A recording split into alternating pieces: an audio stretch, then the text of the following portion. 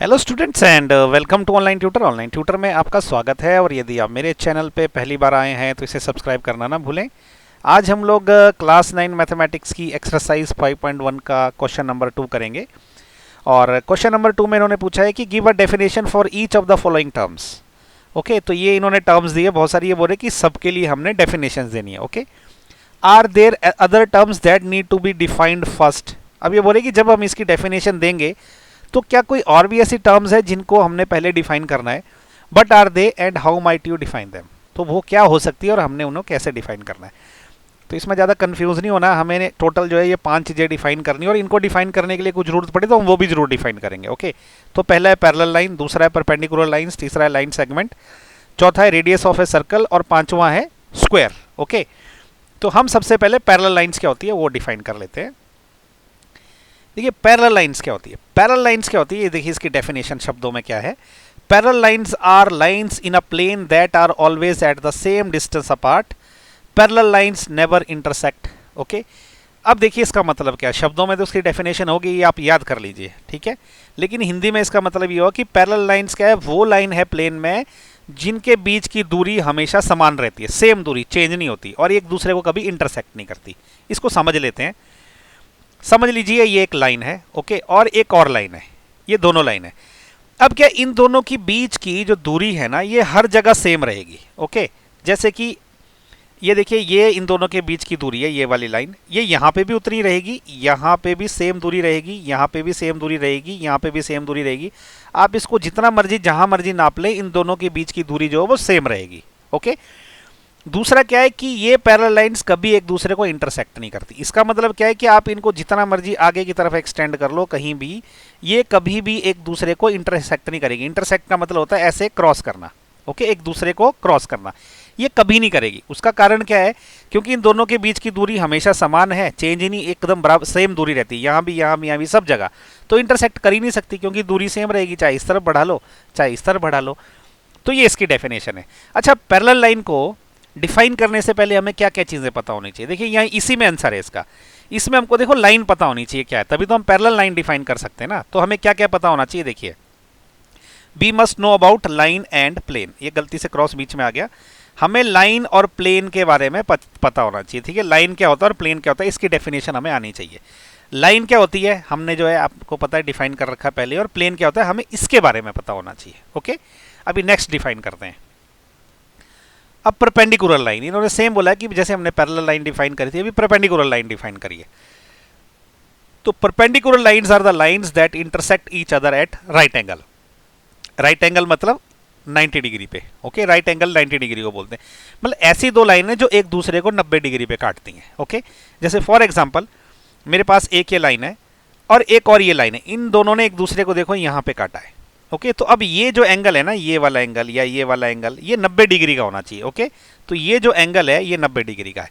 तो ऐसी दो लाइनें जो एक दूसरे को काटती है जब, तो वो 90 डिग्री का एंगल बनाती है। 90 डिग्री मतलब ये राइट एंगल लिखा हुआ है, तो उसको हम बोलते हैं परपेंडिकुलर लाइंस। ओके, तो इसको डिफाइन करने से पहले भी हमें किस चीज का पता होना चाहिए, हमें लाइंस का पता होना चाहिए। ओके, और हमें राइट एंगल का भी पता होना चाहिए कि राइट एंगल क्या होता है, या एंगल इन जनरल पता होना चाहिए। ओके, तो हमें we must know about line and right angle, ठीक है। लाइन और राइट एंगल का पता रहेगा तभी तो हम लोग डिफाइन कर पाएंगे ये। ओके, तो मतलब हमको इस चीज को डिफाइन करने के लिए जिन जिन टर्म्स का पता होना चाहिए, तो वो हमें ये पता होना चाहिए, राइट।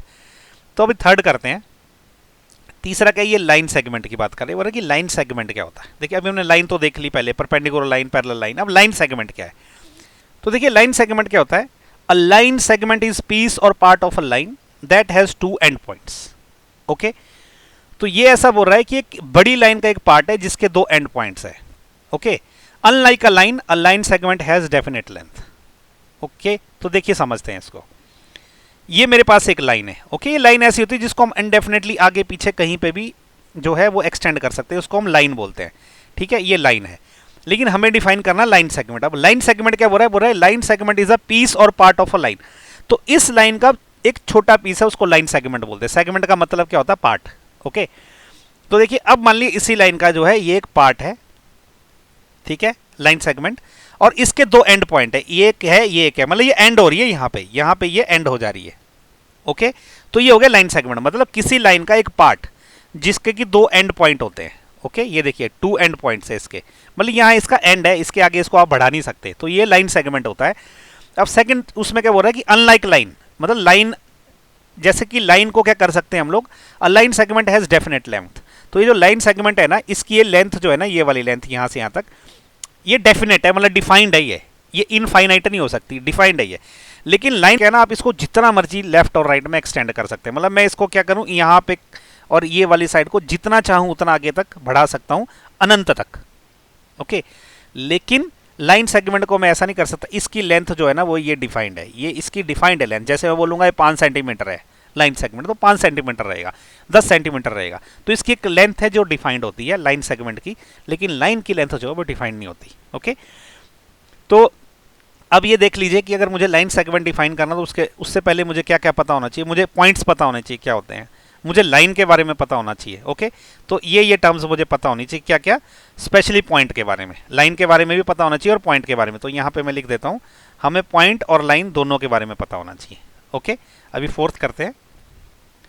फोर्थ में बोला कि रेडियस ऑफ अ सर्कल, ये बोला कि किसी सर्कल की रेडियस क्या होती है। देखिए सर्कल आपको पता है क्या होता है, ये एक सर्कल है ना, तो रेडियस क्या होती है, सेंटर से लेके कहीं तक का भी एक डिस्टेंस ना, ये जिसको बोलते हैं हम लोग इसकी सरकमफ्रेंस। ओके, इसकी सर्कल की, तो ये जो डिस्टेंस होता है इसको हम रेडियस बोलते हैं। तो इसकी डेफिनेशन क्या है, distance from centre point two any and point on the circle is called radius of a circle. Okay, तो सेंटर पॉइंट से लेके इसके एंड पॉइंट तक, किसी भी एंड पॉइंट यहाँ तक कहीं तक भी, इसको हम रेडियस बोलते हैं।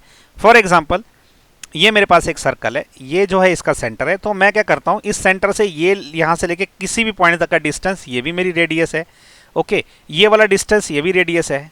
ओके, ये वाला डिस्टेंस ये भी रेडियस है, मतलब किसी भी सेंटर से लेके इस वृत्त तक में किसी भी पॉइंट तक का अगर मैं डिस्टेंस लेता हूँ, वृत्त बोले तो सर्कल, तो वो इसकी रेडियस होती है। अब देखिए हमें पता क्या क्या होना चाहिए, हमें ये पता होना चाहिए कि पॉइंट क्या होता है, सेंटर क्या होता है और सर्कल क्या होता है। ये चीज़ें जब तक हमको पता नहीं रहेगी तब तक हम रेडियस ऑफ सर्कल जो वो डिफाइन कर ही नहीं सकते, राइट। तो अभी फिफ्थ पार्ट है। फिफ्थ में क्या बोलता है, देखिए स्क्वायर। स्क्वायर क्या होता है, देखिए स्क्वायर क्या होता है, a quadrilateral in which all 4 sides are equal and all 4 angles are right angles, ठीक है, is called a square. Quadrilateral, देखिए सबसे पहले क्वाड्री क्या होता है, क्वाड्री का मतलब होता है 4। ओके, लेटरल मतलब भुजाएं, तो जिसकी 4 भुजाएं होती है वो होता है क्वाड्रिलेटरल। जैसे ये जिसकी 4 भुजाएं, ये भी एक क्वाड्रिलेटरल है। ओके, एक ऐसा, इसकी भी 4 भुजाएं, ये भी क्वाड्रिलेटरल है।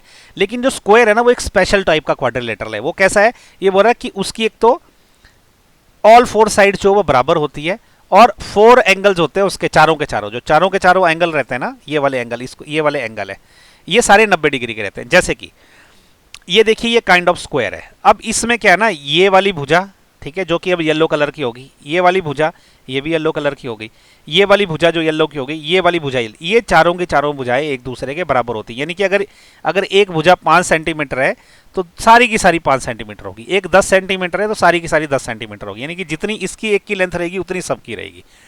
इसके अलावा एक ये तो क्या हो गया, ये हुआ भुजाओं के बारे में कि क्या है, all the 4 sides are equal.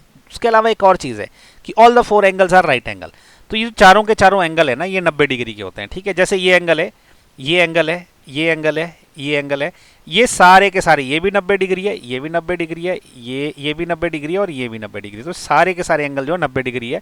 अगर ये कंडीशन फुलफिल हो गई तो आपका जो है स्क्वायर बन जाता है, ठीक है। तो इसलिए इसकी डेफिनेशन क्या बनती है, a quadrilateral in which all the 4 sides are equal, मतलब चारों भुजाएं ये चारों बराबर है आपस में, and all the 4 angles are right angle, मतलब ये सारे के सारे एंगल जो राइट एंगल है, राइट एंगल मतलब 90 डिग्री के है। ओके, तो अभी स्क्वायर को डिफाइन करने से पहले हमें और भी डेफिनेशंस पता होनी चाहिए। क्या क्या डेफिनेशन होनी चाहिए, वो है आपको क्वाड्रिलेटरल क्या पता होना चाहिए। जैसे मैंने बताया ना, क्वाड्रिलेटरल क्या होता है, 4 भुजाओं वाला। ओके, चतुर्भुज बोलते हैं हम हिंदी में, और इंग्लिश में बोलते हैं क्वाड्रिलेटरल। और राइट एंगल पता होना चाहिए, राइट एंगल मतलब कि भाई 90 डिग्री का कौन। इसके अलावा हमको एक और चीज़ पता होनी चाहिए, लाइन पता होनी चाहिए या साइड पता होनी चाहिए। ओके, तो ये हो गया।